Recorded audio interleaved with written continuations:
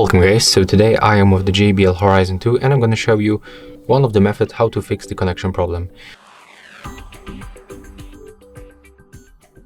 So I would like to connect this speaker to my Android phone, and as you can see the Bluetooth button is blinking, but it's not visible to other devices.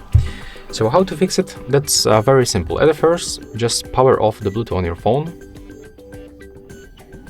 Next, you have to just find the Bluetooth button right here, click on it once. After that, this Bluetooth button will disappear. Another step, click on it once, and right now it will move to the pairing mode. So next, you have to click to pair new device on your Android phone, of course enable Bluetooth, click to pair new device, and after a few seconds this speaker will pops on this list. So just wait a little bit.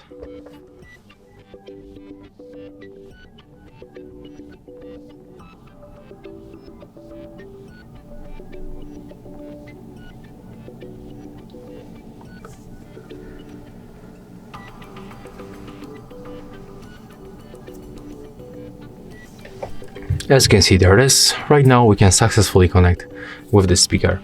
So that's how it looks. If you find this video helpful, just remember to leave a like, comment and subscribe.